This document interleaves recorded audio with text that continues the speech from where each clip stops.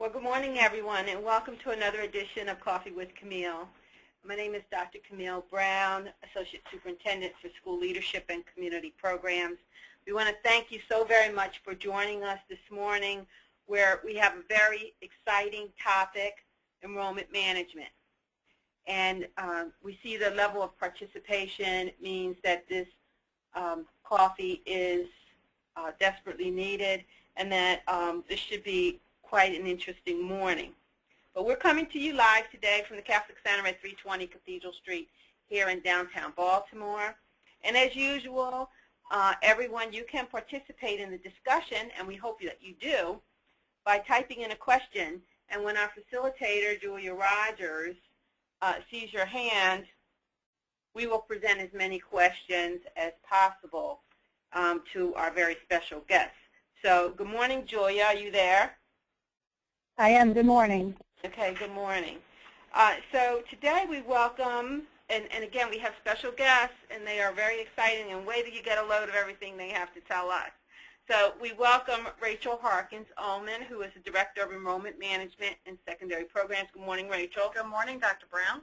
And then we want to welcome to our Coffee with Camille also Brooke Bednarski, who is the Enrollment Management and Advancement Specialist.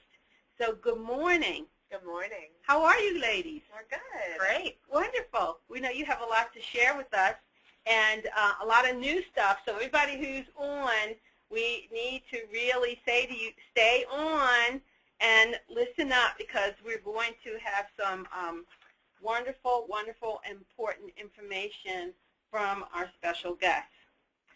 So to begin, you want to talk to us about enrollment management and where we are? Give us an overview? Absolutely. Yeah, this is Rachel, and I wanted to start first by saying hello and good morning. And also, I'm the Director of Enrollment Management. Who am I? I've been here at the Archdiocese for a little under 2 years now. And part of my work here, I gave a webinar about a year ago on what is enrollment management, and we talked about that definition and what that means for our Catholic schools across the Archdiocese.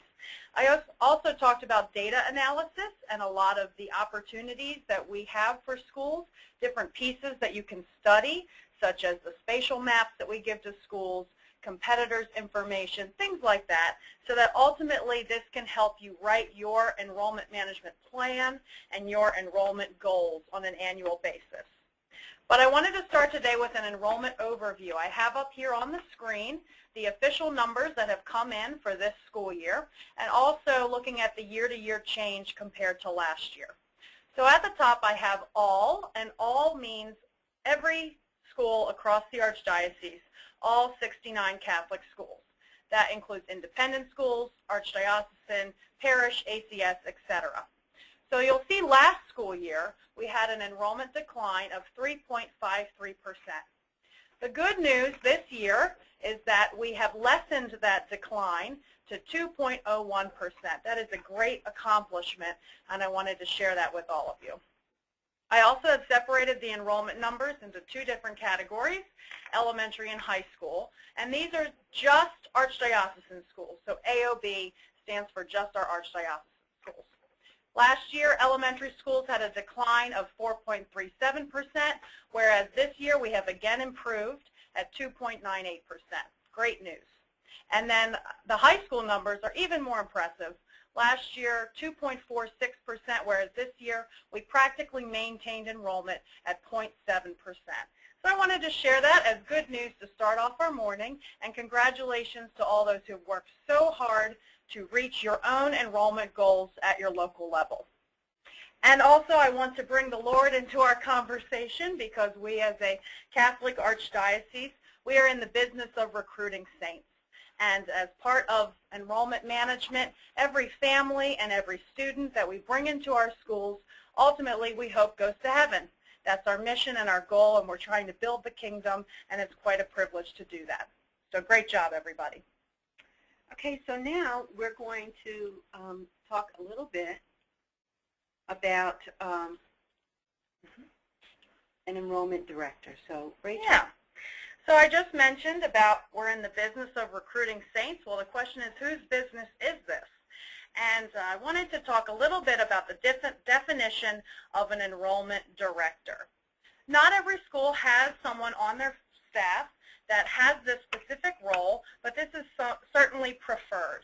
It would be wonderful to have a full-time or part-time person on your staff that has these goals in their job description. And you can feel free to read them. They're on the screen. But I wanted to point out a couple of the pieces that an enrollment director would focus on.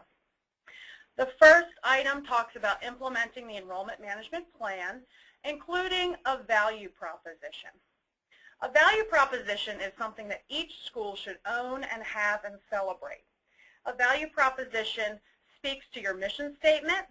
It's a bite-sized chunk that each family can easily remember and say, oh, that's what this school is giving me. When I pay my tuition, that's what I'm getting at the end of the day. This is what my money's getting me. A couple examples of a value proposition.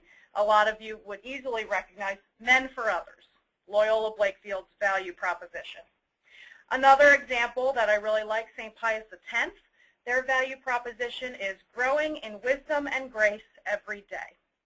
That's so easy to understand and remember, and each and every prospective family and current family can say and answer the question, what am I getting out of this education? I also wanted to point out number 4. It talks about tracking enrollment achievements. Last year in the webinar, I gave some advice on setting goals for enrollment, which should be done on an annual basis. And these goals should be measurable. They should be quantifiable. You can actually, each year, track whether you are getting closer to your goals. So an example of a goal could be increasing the retention of your pre-K-4 students to kindergarten the next year.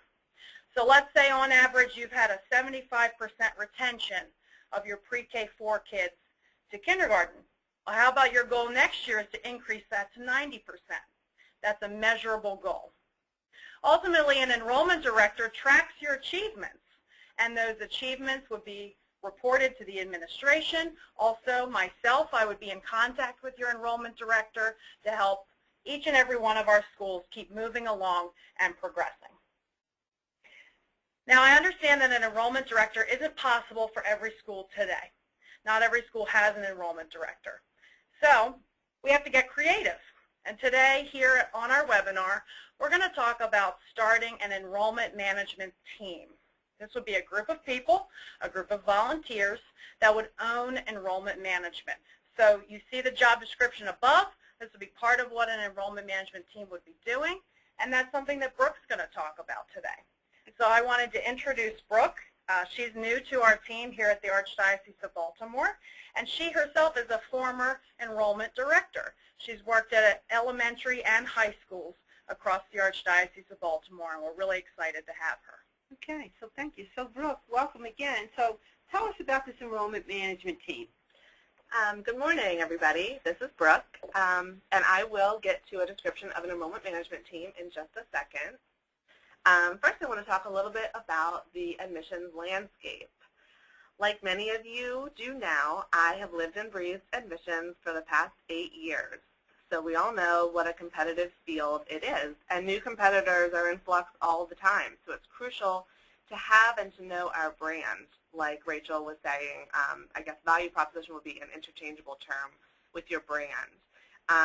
It's kind of like being in high school again. When you belong to too many crowds or cliques, you can quickly lose yourself when faced with a challenge. So it's really important to know your brand so that you can withstand and to grow in enrollment. So knowing or establishing who you are and standing unified with all your constituents is critical for any of this to work effectively. Providing excellent customer service, I'd also like to point out to your current families in your school, is the easiest part of recruitment and enrollment management. You already have these families. Now you need to keep them happy. It takes a lot of work, but it's well worth it because then these people become your ambassadors for the school, and word of mouth is so huge. So again, we have the Baltimore's Child you'll see at the bottom. When is the last time that some of you took a look at baltimoreschild.com? Wow, it's really crazy to see how many competitors there are. And something I always found really helpful was keeping track of who your competitors are and what they're offering. When you have time, take a tour, secret shop them, and see how they're selling themselves. It's really important to know who your competitors are and to stay ahead of the game. So data-driven decisions. Rachel sort of talked a little bit about this. Utilize your Power School. With this data, you can customize your marketing strategically to fit different segments. Definitely personalization. So this makes all the difference in the world. So if you don't have money right now to hire an enrollment director, just doing this makes all the difference. So you know who you are. You have data that illustrates where to invest your efforts and time, and now it's time to get personal. I always sort of played it that I was courting a family through the admissions process. Get to know the family, remember names, follow up with calls or personal notes, connect them with faculty and staff. If they're into art, connect them with your art teacher. Offer them something each time they come, invite them back for more, etc. You'll see a huge payoff just from doing this. Okay, before we go on, I just kind of wanted to go back to a previous point. Rachel, you were talking about, in a school, an enrollment director wears many hats. But I wanted to illustrate one point. I know we have quite a few principals on the line, and as a former principal, we wear 1,000 hats every day. So let's just acknowledge that. When we're talking about an enrollment director, and in a few minutes, Brooke is going to talk about an enrollment management team, it's very important that the person whose responsibility it is to meet these enrollment goals and to keep up with the numbers, that person should not be the principal. And we want to really stress that. You need another person. And I say that because some of us have been around a long time, and we've been the one-person development office, and we've been the one-person marketing office. Well, we're in an era where we need additional staff. And I see some of the principals listed who are listening to our broadcast this morning, and I would just urge you to have a conversation with your pastor. If he is not on the line with you right now, make sure that he has a chance to see this PowerPoint and listen to the webcast. Just because this enrollment director needs to be a budget line item. I want to just sort of put that out there, but it's so important that this person is not you. All right, can't overstress that enough. So let's move on. Talk about enrollment management team. Thanks, Camille. So not many people can do all of what we just talked about, and then their other daily assignments. And that is where the enrollment team comes into play. So let's take a look at this definition. It's responsible for the strategic or long-range term planning to ensure the school meets its enrollment objectives. The team would ideally consist of 12 to 15 people and ensure its activities are consistent with the school's mission, data, and resources. So take a look at the chart that we at the Archdiocese of Baltimore have put together. These are ideas for key people to invite to your team. Now, we recommend the pastor and or the principal choose these people and extend personal invitations. When you invite the enrollment team members that you've chosen, give them an explanation of their role, give them a definition of the team, a choice of dates and times best for them, and an agenda draft. So this is a great way to begin the relationship. They kind of know what they're signing up for. Our main tip or reminder when identifying enrollment team members is that those asked should be the movers and shakers who aren't afraid to work. They'll not only serve as a think tank, but they'll also be your pulse on the school, as well as an audience with whom to share your branding message and good news. Because you better believe this group will be talking about going on and be your best ambassadors. And can I just ask, if you are an ACS school, I know we talked about if you're a parish school, then have the pastor and the principal put it in. But if you're an ACS school, then now we have a strong school board chair there really needs to have some consultation.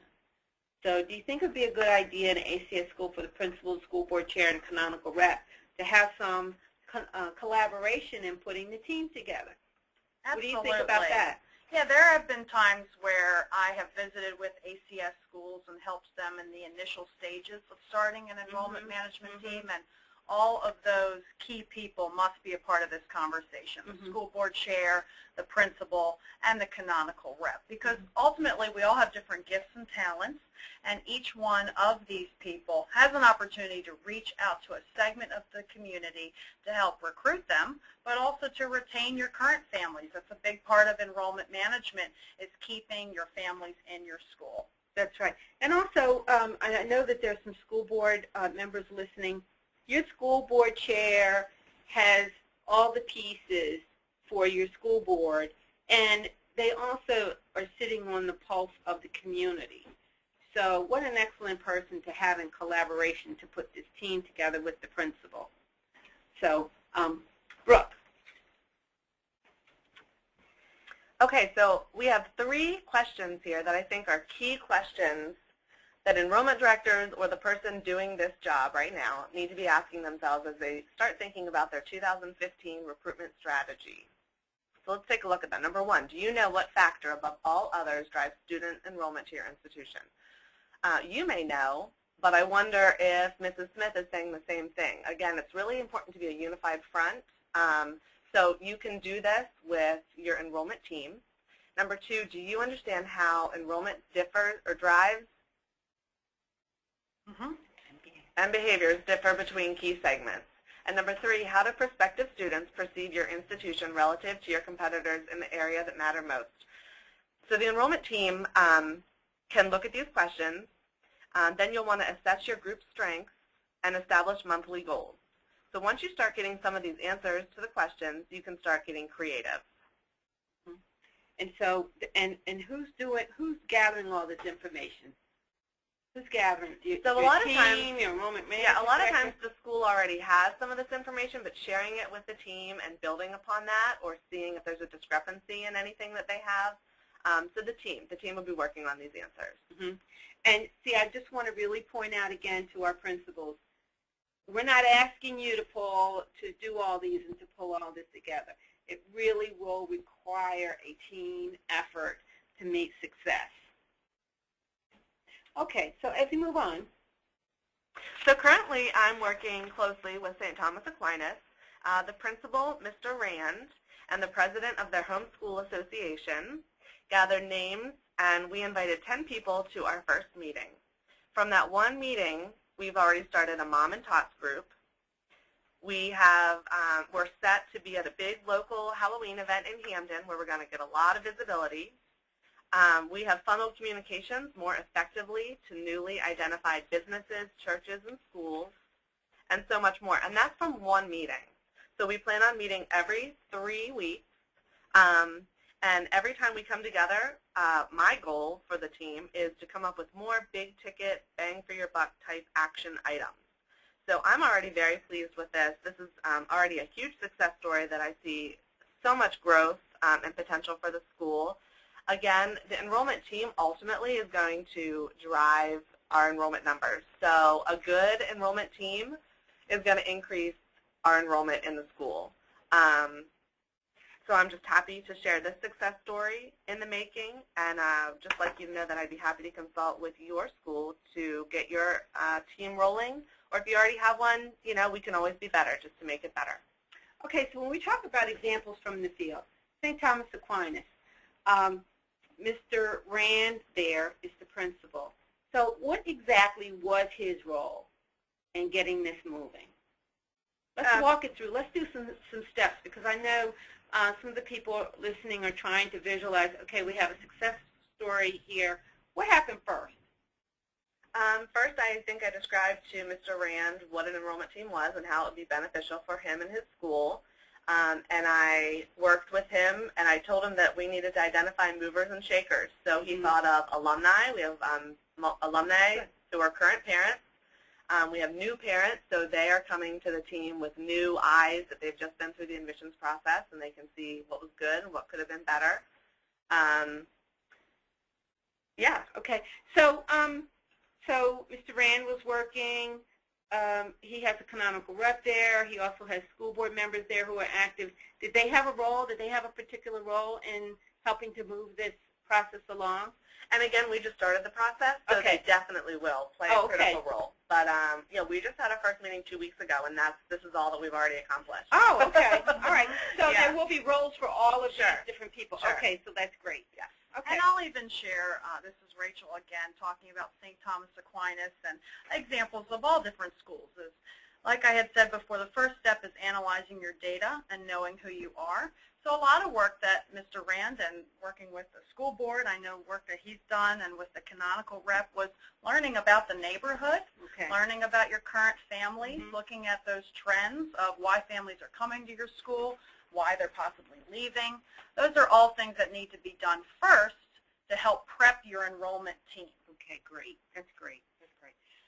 One of the things that, when I started off welcoming you this morning, I said we were going to have some excitement. Recently, Rachel and Brooke had an opportunity to go to Chicago, and we hear you learned a lot of tips there. Not that we stole them. We're going to credit everything that we borrowed from there. But tell us about what happened in Chicago. Yeah, I would be happy to do that. Brooke and I traveled to the Archdiocese of Chicago in early October, and some of the reasons why we specifically chose to go to Chicago is because their Archdiocese has either increased or maintained enrollment ever since 2010. That's quite a feat to have accomplished. They are also a bit similar to our Archdiocese in terms of the landscape of their schools. They have over 200 schools, but the mixture is similar to ours, independent parish schools. And also they have an Ames governance model, which is very similar to our ACS model.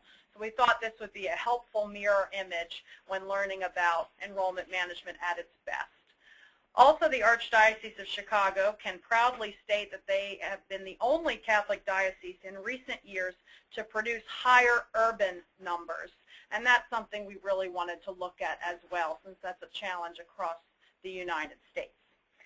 When we went to Chicago, we went specifically for professional development for ourselves. We attended an AMEN workshop. And AMEN stands for Advancement, Marketing, and Enrollment Network. And this is something that Chicago offers their constituents on a regular basis, and they give professional development to their schools. And just to tie in things that we had said earlier, Brooke and I had a chance to meet a lot of these enrollment directors at local elementary and high schools in Chicago. And so many of them said to me that oftentimes the school didn't have an enrollment director at all before they started their job. And that first year was building and learning and studying data. But eventually, after 2-3 years, their position paid for itself because they brought in enough new recruits. They increased enrollment. Also, a lot of them work with the annual fund as well and built a lot of spirit and giving to the school community. And I just thought that was a nice testament to hear of the success of a school investing in an enrollment director and how ultimately that will pay for itself. I also have up here on the screen, this is Chicago's value proposition. This is specifically for their Archdiocese, what they share with families. We believe great families with great children deserve the best schools. So again, I just want to remind everyone, what's your value proposition? Is it easily understandable? Is it something people can remember and share with each other? So I wanted to share a few things we learned while we were in Chicago. They have had a director of enrollment management as a part of their Archdiocese for about 7 years. And Brooke and I met with their enrollment management team of about 6 individuals, and we talked about what's that process been like over the past 7 years. And it was really interesting. They stated that the first thing that they did, the first step in helping schools at the local level with enrollment was, one, they helped them write a value proposition. That's why I've been focusing on that today. I really hope that schools can look at your mission statement and your belief system and be able to proudly share your value proposition. The second thing that they did with schools to start off was build enrollment management teams. That's another reason we've been talking about that today. We understand that that may be the first step that your school needs in terms of educating the community on everyone being a part of enrollment and helping support the school. Then we talked a little bit about where are they now. That's where they started. Where are they now? They've narrowed down their strategy at the Archdiocesan level to two main goals. And those two goals are early childhood marketing, meaning getting the kids in the front door, right?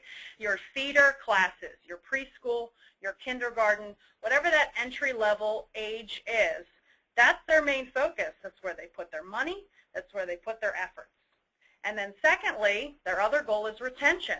So once you get families in your door, your pipe is strong, your feeder classes, retain them all the way through to graduation, whether that be 8th grade, 12th grade, etc.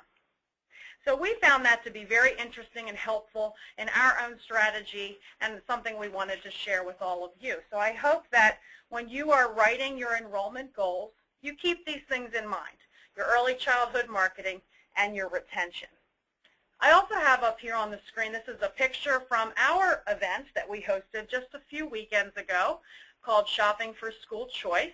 This was an Archdiocesan-wide marketing event for the Baltimore metro area, and we hosted it at 3 area malls, Towsontown, Columbia, and White Marsh. And I have a picture here of one of the schools and their tables, and I just wanted to show how I believe that this event really hit those two goals effectively. Early childhood marketing. That whole day I was at White Marsh personally, and I was talking to moms pushing strollers all day long. And these were very, very young children who are not yet in school. And these were young parents who haven't yet made a decision about education for their child and were so open and interested in the possibility of a Catholic school education. So I felt that was very effective. And I also think it effectively hit the goal of retention as well, because there were a lot of current Catholic school families that were at the mall who were really excited to see us there. They came up to our tables. Even a lot of alum came to our tables just to say, it's so great to see you out in the community. It's so great to see you here. So thank you for those who participated in that event, and we're looking forward to future marketing events for the Archdiocese. So basically what I'm hearing about when you have the fairs, it really is important for schools to participate. And yeah, so definitely. it's definitely. So we have so many principals and school board chairs who are listening. The next time you contact them about coming to a fair or coming to, out to the mall, you have to think so many families are going to walk by these tables. Yeah. And all over the place. Even like you were saying, you're at Towson and somebody else was at White Marsh. And you might be saying, well, my school isn't near White Marsh. But families are out on the weekend shopping everywhere. Right. So why not get the name of your school and information about your school out there? So definitely. Even if they don't come to your table, but they glance over and see St. Thomas Aquinas on the tablecloth. And then when next time you're doing an online advertising campaign and your little ad pops up, they're going to say, oh, yeah, somehow I remember hearing or seeing that you're not going to be new to them. And the more times you can get on people's radar, the better chance you have for them to actually come to an open house. And that's what we really want. We want families to come to your campus. I know we have a question, and it's about how to get you guys to come to schools. You come to talk to the principal because you said you went to talk to Gary, but do you, in the planning of this enrollment management strategies, are you going to be talking to pastors? Are you going to be talking to school boards? What's your view of the best way to connect? The best way to connect is, Rachel. Yeah, we have our contact information that will be available at the end of the presentation, but please reach out to us. Both Brooke and myself are available to come to your schools to speak with any of your constituents and begin this enrollment management discussion. I personally have visited many schools, and we've had that beginning conversation of looking at your data, looking at your area landscape and your competitors, etc. But let's start talking about building teams if that hasn't been done yet. And we would really be happy to come to your school and contact us directly so that we can do that. And we would certainly meet with not only the principal, but any members of your school board, also your pastor or your canonical rep. Those who want to be a part of the conversation, we're looking forward to beginning that with you. Now, another thing, in the Archdiocese of Chicago, they have their top 2 goals already identified. And I know some people are listening to us this morning and just thinking, we have many needs in our schools. We have a lot of goals. But I think that most of the people who are listening, you have strategic plans already in place, and several of you are working on new strategic plans. So as you are doing that with your planning committee, you might want to take a look at your plan and ask yourself, what are our top 2 goals here? And enrollment management should be right in there. Everybody's concerned about having students in their schools. So as you are doing your strategic plan, think about these strategies and what you can do, what you can implement moving ahead. So. Yeah, I'll also say that last year on the webinar, I shared a tool that we have created for schools to help them in writing their goals. It's called the Enrollment Management Planning Worksheet. That's available on MyArch, so principals can access that. Also, just email me, and I'll happily send it to you. This is a quick 2-page questionnaire that asks you common questions about your enrollment, your marketing strategies, your retention, all those top build questions that will help guide you in writing your annual goals. So feel free to ask me for that piece. Now, before we continue with what we have learned, or rather what Brooke and Rachel have learned from the Archdiocese of Chicago, I just want to encourage our listeners, if you would like to engage in a conversation, please type in your questions. I know all this is such exciting stuff, and maybe we have totally captured all of your listening, but just want to remind you that you can type in a question, and we have a bit of time to get those on. So as we move ahead, Rachel. I wanted to share a few pieces that we received while we were in the Archdiocese of Chicago that specifically relate to those top 2 goals. So I have up here on the screen, this is a checklist for early childhood excellence. This is a piece that was created by their marketing team that they would hand out at recruitment events, at fairs, and different items like that. And you can see up here, it's a questionnaire about a school. And it could be for a prospective parent that they could take with them when they go on a school tour, or later on at home when they evaluate what that experience was like talking to a school staff member or being on their campus. And you'll see there are just some questions that I thought would be helpful for you to look at yourselves to see, how do I measure up? Are all these things pieces of my strategy, and things that a prospective parent might be asking when they come to my school? I know it's fall. We're in the middle of open house season for a lot of our schools. I thought this would be helpful. So I'll pull out a couple of them.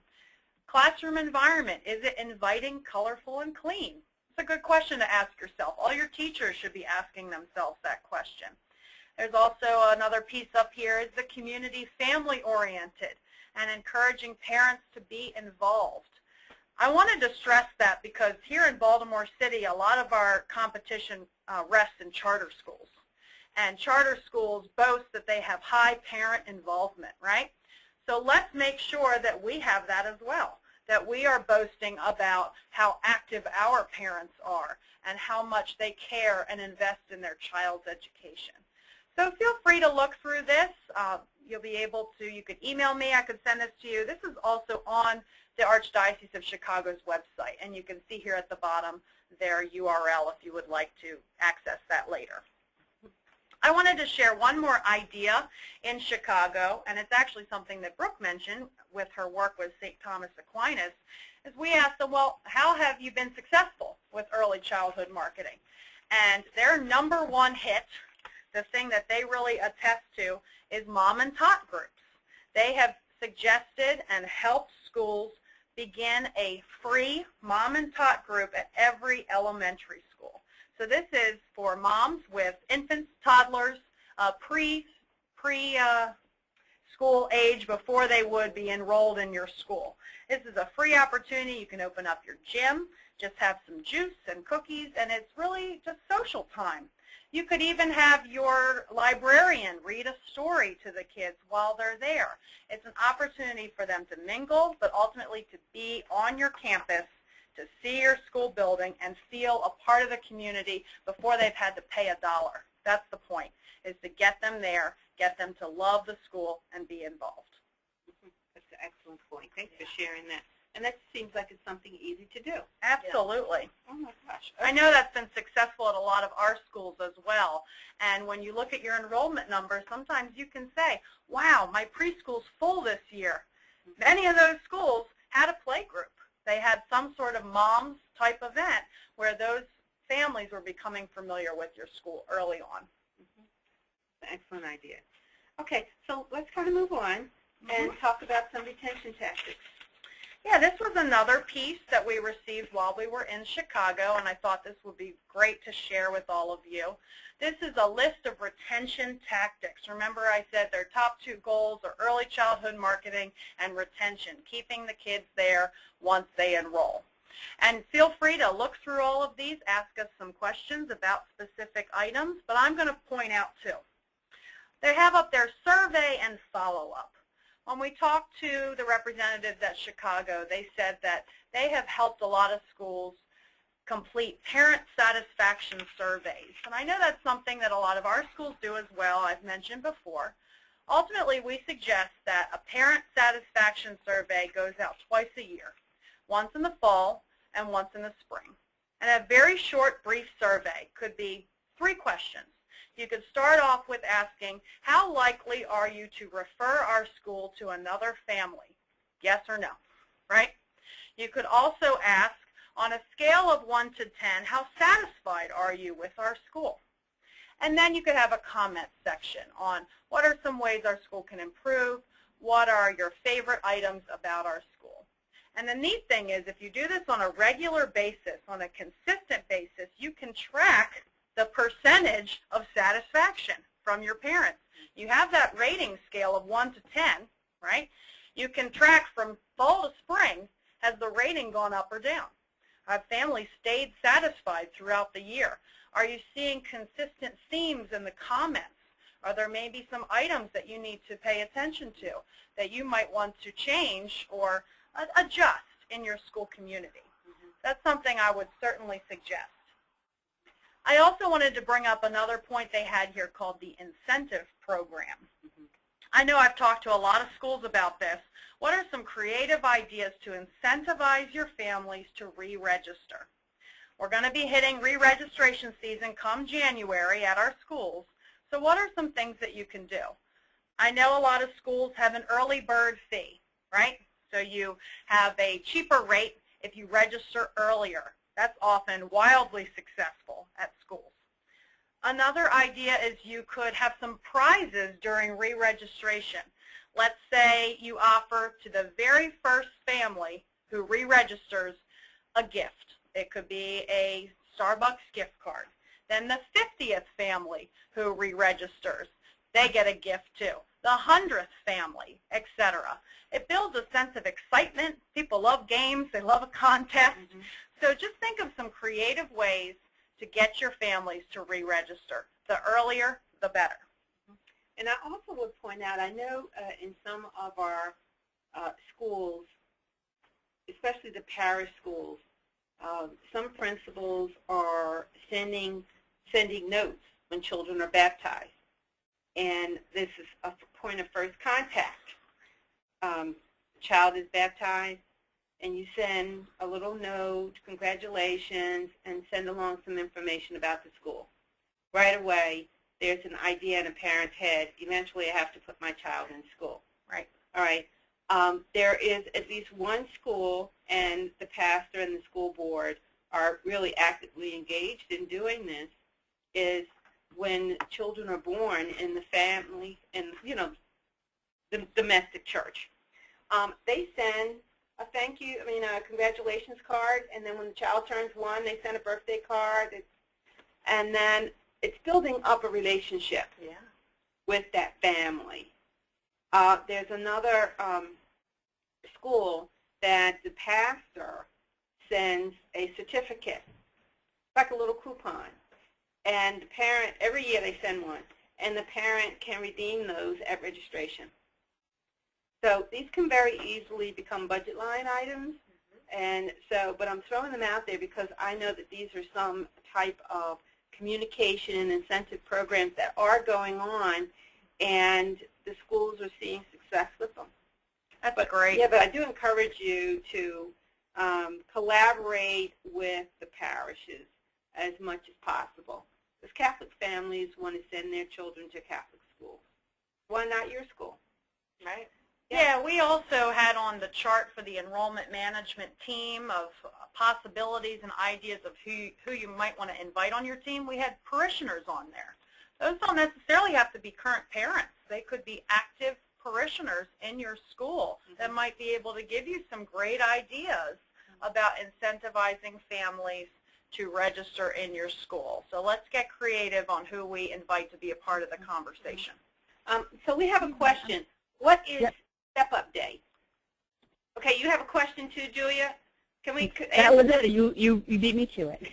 Oh, okay. Yeah, I see Step-Up Day. Okay, go ahead. Yeah, this is a great idea. This is an opportunity when you're looking at your numbers and you're looking at where are some gaps where we're having a hard time retaining children. Oftentimes that's from pre-K to kindergarten. In a high school, 9th to 10th grade. What are some opportunities where we really need to get families to stick around? So a step-up day is like a shadow day where you take your, let's say, pre-K4 kids, and they spend the day with the kindergarten. They shadow them. They're a part of their lessons for the day. They meet the teacher. You really want to invite their parents to come that day too, so they become comfortable with the new classroom and what their child might possibly learn next year. This is a great idea and an opportunity to help the young people and their parents really want to stick around and stay in your school. Okay. All right. Are there any other questions, Julia? Okay, well then let's kind of move on and talk about enrollment management announcements. Great.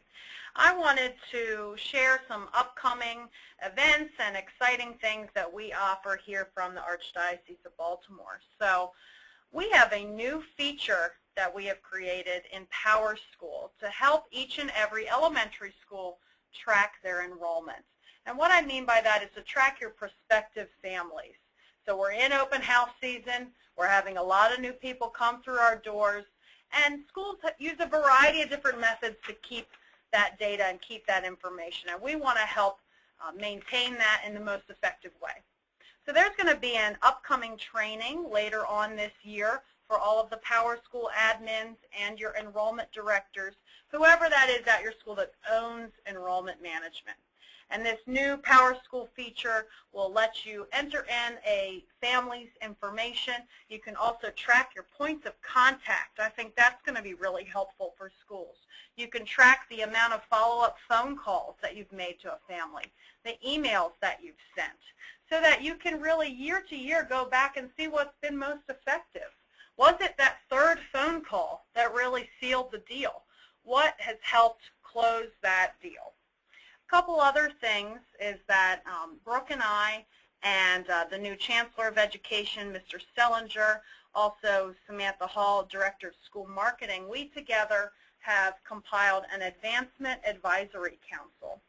And this is a compilation of folks at our elementary schools who we've asked to come together to, on a quarterly basis, to look at different initiatives that we are beginning here at the Archdiocese.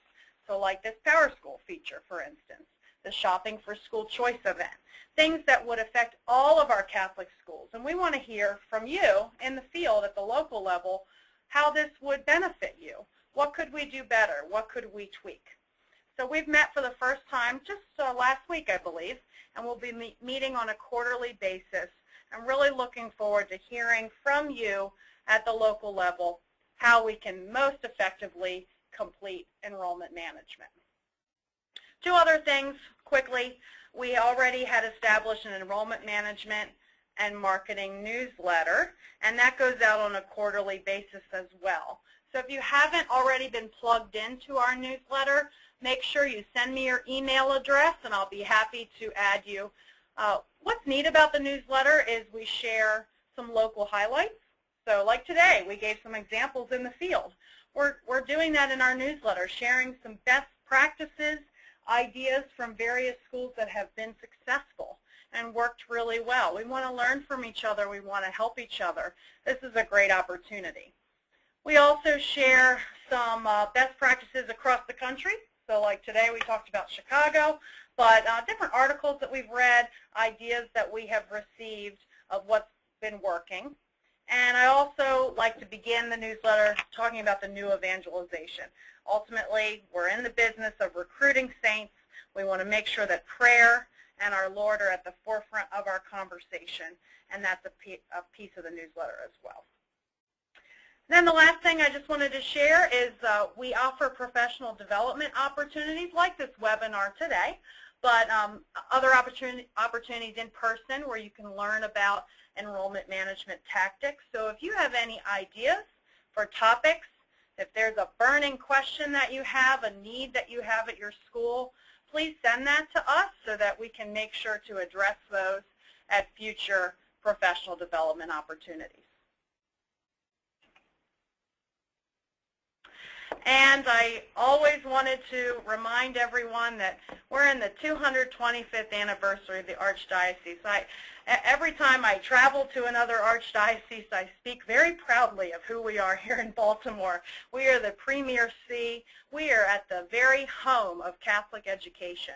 Our founders, St. Elizabeth Ann Seton, Mother Mary Lang, we are just so grateful that we have this great history of the Catholic Church and specifically Catholic education here in Baltimore. So let's celebrate that at our schools. Let's be encouraged by that. The Lord made this happen for a reason. We started here for a reason. So let's keep that in our memory as we work really hard to improve our enrollment in our schools. Okay, thank you, Rachel. Now we're coming up to about 10 minutes before the hour, and we really want to give you an opportunity to send in your questions. So just a reminder, if you do have any, just send them in, and we will stop the conversation so that we can engage you in your questions. So as we start to move into our conclusion portion of the broadcast, we want to ask Brooke. Hey, Brooke, do you have a final word or two? Or three, I do. Oh, you have three. Okay, well, go ahead with your final words. I just want to remind everybody that admission season doesn't stop. It's all year round. And when I say that, I want to remind you how important image is. So you never know when a prospective family is going to stop by for a random tour, and you want to be prepared. That's everybody from the front, the main office. You want to make sure that they're always friendly and that they're always on, that you have packets ready in the front office for them, even if your enrollment director isn't there. And it's everything from before they walk in the front door. Do you have trash outside of your doors? Do you have plant pot, that need plants in them? Plant some mums. It's fall. All of that's so important. Do you have a flat screen TV in the main lobby that's not turned on, or do you have old news flashing on it? I know these are really little things, but they all make a difference. Websites are so important. Keep your website up to date. If you need help with that, let us know. campus events. The more times you can host a family on your campus, the more times they're going to feel like they're already a part of your community. If you don't have many events, create them. It's not too late in the admission season. Host a kindergarten information night, a preschool information night, and strategically do that. So do it in November or December. So you can add events now. It's not too late. You don't have to wait till next calendar year. And if you need help with that, I can do that too.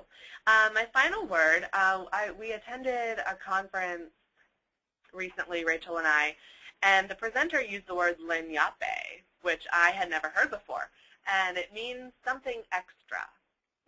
So all of our schools offer great products, but it's not enough to be status quo and to do status quo anymore. We've all got to shine because we have so many competitors, including the homeschool market. That's inflating. That's huge. So what is your wow? What is your leñape? We've all got to shine, like I said. That's so important. And there is so much to sell in our schools. It's just a matter of discovering it and then doing it. So Rachel and I are here to help. I'm really excited about this new role. Lots of campus visits. I can consult via phone. Just let me know how I can help you. I'm full of ideas, and together we can make some magic happen. I want to kind of go back to something that you said, the first thing that you said in your final words. You said admission season is all year round. Yeah. And I'm very pleased that you were able to pinpoint some people who are crucial to making all this package come together. And it does occur to me that as professionals, we are constantly having professional development days for ourselves to improve our craft. My question to the audience and also for us is how often do we have professional development for our support staff? They are the face of the school, the voice of the school. Prospective parents and community members' first point of contact very often are our school administrative assistants, our secretary, the receptionist. Are we doing enough professional development for them? So when someone comes to the office, do we give them our immediate attention, or are we busy doing 10 other things and making them wait? And when prospective parents call the school, our tone on the phone is important. Because we're a Catholic school, right away, prospective people, parents, constituent members, donors, all of these people expect us to be nice, right? And we are nice. So we have to make sure that first point of contact is the gospel. We have to, and make sure. But I think sometimes we might need to do some professional development in this area. So, because why should I pay you to be mean to me over the phone? Right. I could go to the next school. Yeah. So we might want to do some of that PD. Okay, Rachel, a final word or words? Yeah, I really want to continue on with what we've just been sharing, because what's our next big event? Catholic Schools Week. Catholic Schools Week is an Archdiocesan-wide, it's a national event coming up at the end of January. All eyes are on Catholic schools that week. We have a lot of our own marketing pieces that go out on TVs and radio, etc. So really make sure that your enrollment management team, your enrollment director, and all those that are preparing for Catholic Schools Week are taking that prospective visitor's view. Brooke talked about image. We talked about what's that experience like when someone walks through the door. So I really suggest that prior to Catholic Schools Week, prior to your open house, really any day that week, you have to be ready and on point, is that you have a secret shopper come to your school. And that's someone that's not already a parent, maybe never been to your building before. This could be your friend from Bible study. You know, it could be your friend from the gym, whatever. Someone that you know outside of your school community. Ask them to come and take a tour on a random day, and have them write down feedback for you. You could even give them some specific things to notice, like the facilities, how clean are the bathrooms, what was that conversation like when they pressed the buzzer and came in to the front door. But that would really be helpful for everybody prior to open house, prior to Catholic Schools Week, and that's free. That's just a favor from a friend to come and take a walk through your building and check it out.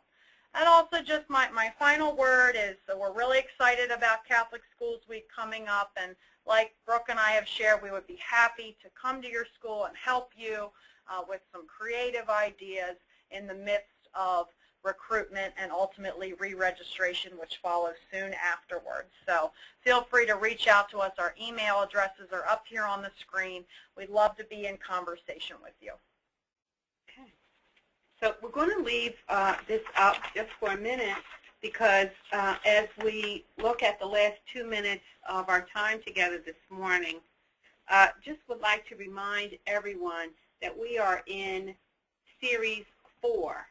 Year 4 of our training series, and all of these broadcasts have been archived, and you can access them by going on Archdiocese of Baltimore's website, clicking on Catholic Schools, and you will see all the school board training. So I would invite you to take advantage of all this archived material and to utilize them in your schools, with your school boards, and any of your constituents. So, but there's lots of information on strategic planning. Maybe you're not really sure about how to start strategic planning. Take a peek at some of the archived material. Enrollment management, we have quite a bit of information on enrollment management. I would invite you, as you move forward in this area, look at last year's broadcast, because so many other notable points of interest and strategies were outlined there, and we have them there so that you could take advantage of them. And also, there are all the other areas that you would need to work with your school boards are there, like development and marketing, and certainly Catholic identity. One of the big areas, we're moving into our budget season very soon, is finances. So I would invite you to join us for our next coffee, which will be November 19th from 9 to 10 a.m.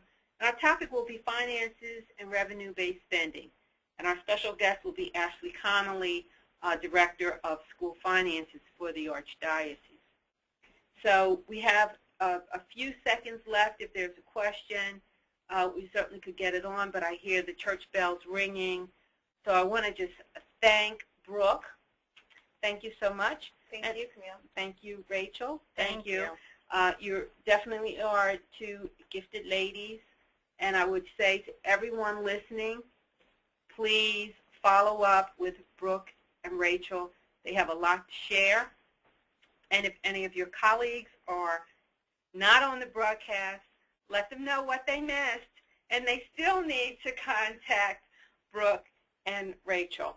So thanks again for joining us, and thank you to our special guests. Everyone, God bless you, and enjoy the rest of your day.